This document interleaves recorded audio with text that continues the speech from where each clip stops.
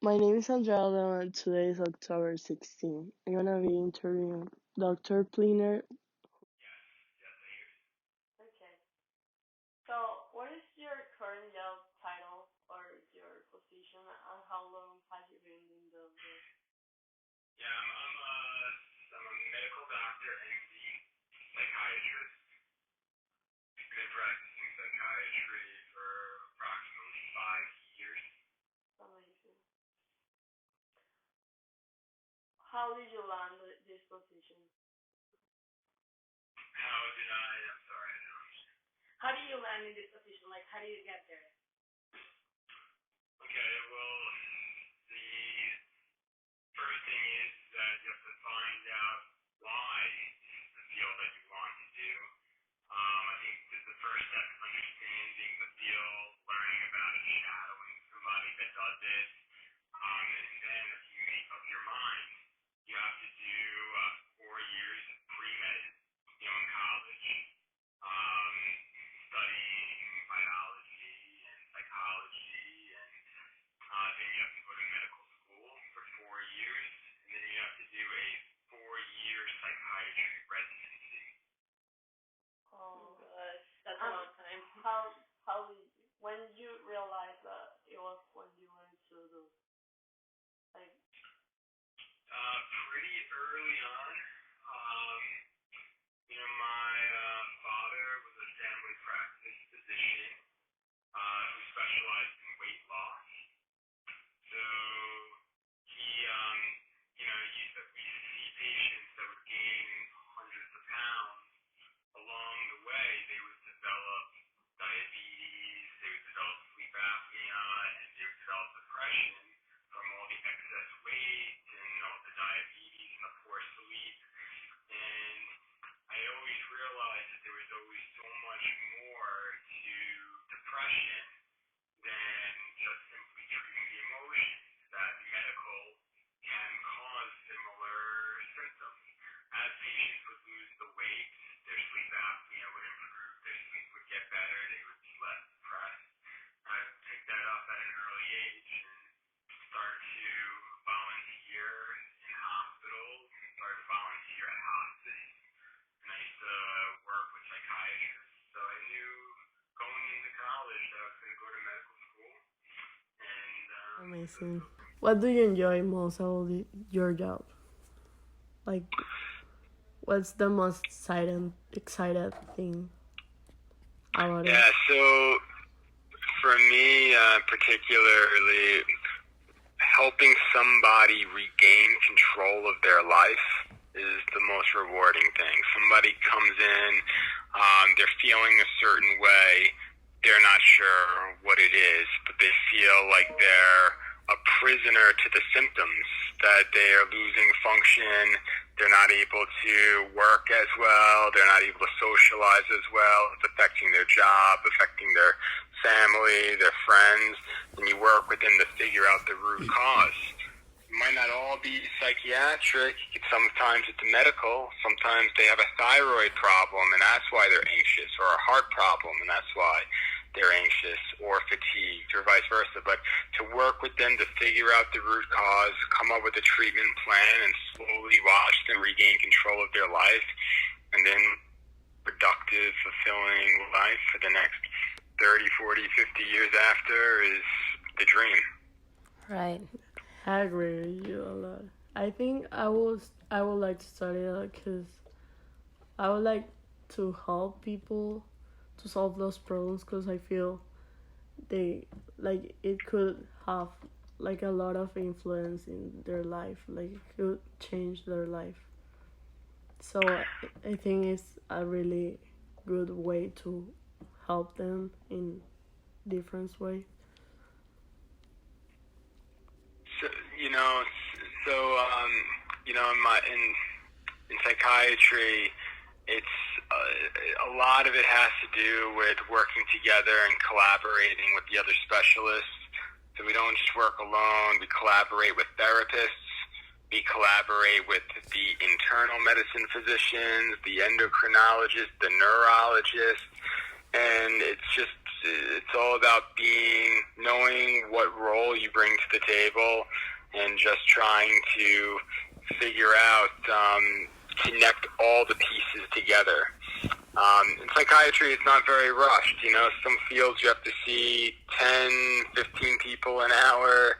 In psychiatry, one patient an hour, two people an hour. You could spend real good quality time, review their blood work, review the labs, speak to their other doctors, and just kind of integrate the care amongst everybody. Yeah. What do you think is the least thing that you like about your job? The least thing that I like about the job,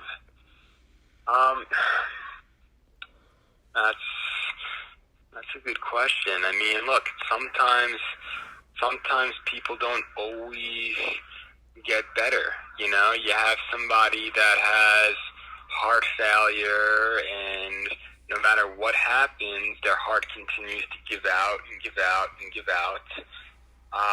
You're always trying to work with them to get them, to get more hope and to have a better understanding and to collaborate the care. But sometimes if you truly care about people, you don't just work through the good times. You have to be there with them through the difficult times and the bad times, even if it results in them getting sicker and sicker and sicker and not getting healthier. And you have to sometimes watch that. But ultimately, she tried to always bring joy in the moments, even during that period of time. And no matter what the outcome is, you try to appreciate that you tried to help as much as you possibly could. Right. What was your major in college? Yeah, he told you that. College, I was a dual major, chemistry and biology. Well, did it was hard for you, or like? Yes, very difficult. It's when you want something, it's never easy, and you don't always get it right the first time, but it's never who gets it right the first time that succeeds. It's the ones that never quit and are persistent. Definitely made many, many mistakes, but didn't make the same mistakes twice. Always tried to learn and never quit trying to figure out how to get it right.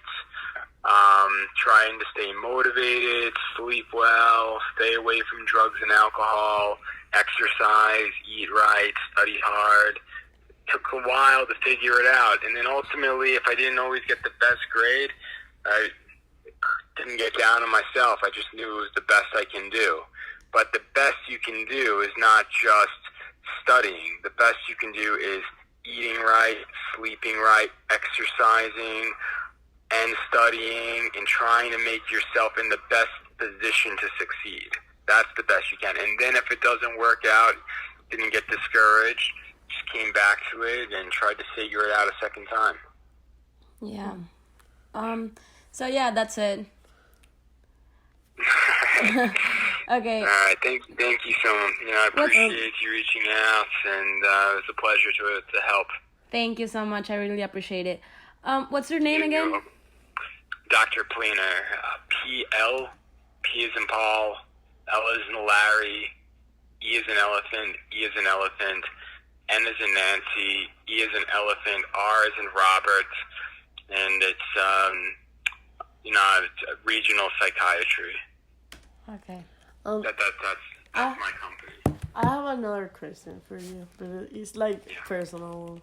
Like, I would like to know, what was the biggest experience you have been through? Like, something you, like, impact your life or teach you something while you are working with some passion? I'm sorry, I just want that clarified again. Just if you could just re-explain that. I didn't quite follow. So like, what's the biggest experience you had while treating a patient? Like, something that really taught you something or like marked your life? Yeah, sure. Okay, so give you an example. successful. I worked with the clients, in New York. Traveled, went to Africa, and all of a sudden came back and had a parasitic infection. After the parasitic infection was treated, they started to develop depressive symptoms: malaise, fatigue, exhaustion. Even though that they were better, they got treated from the parasite. They had all of these symptoms. So eventually, patient went to see endocrinologist and GI doctor, and eventually all the way to a psychiatrist, me, for treatment of depression. And what ended up being revealed was that it wasn't just depression, that there was actually another parasitic infection that just wasn't found. There was two. And all of this time, this patient was being labeled as having a real underlying emotional problem out of nowhere, but there was an underlying cause. And when that got treated, all the depression went away. Everything got better, and it made me realize that when somebody comes in and they say, I'm anxious, I'm depressed, I never was before, now I'm feeling this way, not to just jump the gun and just assume that it's as simple as their emotions. Maybe there's an underlying reason. Maybe there's a problem with their blood pressure or their heart, or maybe there's an issue in the blood. But it requires a thorough investigation, and there's many, many possibilities, and everything's interconnected. If an autoimmune disorder can make depression worse, depression can worsen an autoimmune disorder. So it made me realize everything's connected, everything needs to be thorough, never just assume the obvious. There's always hidden causes sometimes.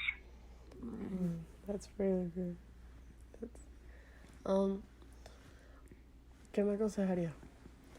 Well, yeah, thank you so much. And one last question, and I'll leave you, I promise. What would you recommend? Like, what would you... Why are you, like... What would you say to me, like, right now that I'm trying to pursue this career? You mean to encourage you to pursue this career? Mm-hmm. Yeah, I think it's a rewarding career. You really have to have the passion for it, and you really have to know what it's like. You really need to know what it entails, because, like I said, it's 4 years of college, 4 years of medical school, 4 years of residency, a lot of sacrifice, a lot of hard work. It's not easy. It's a lot that comes with it. And if you go through all of that, but you didn't really understand what the field was because you never shadowed anybody, you never volunteered anywhere, you just had the idea of what it was like, then it could become frustrating if you put in all that work and you don't get the outcome that you wanted. So make sure that you learn the field, shadow, get experience, and make sure that this is what you want to do. And once you know that it's what you want to do, and this makes you happy, there will be no other field in the world that could bring you that enjoyment, because that is what you want to do. Then you know what you're working hard for. Much easier to keep motivated, much easier not to get discouraged when you have to step back. Thank you so much. I really like. I'm really sad that this is the career I want to study. Like, it makes me. I think it makes me feel happy. I'm waiting just to start. Look, I'm very, very happy to help. I'm glad that you guys reached out to me, and I wish you two the very best of luck. Thank you so much. Appreciate it. All right. Have a good night. You too. Bye.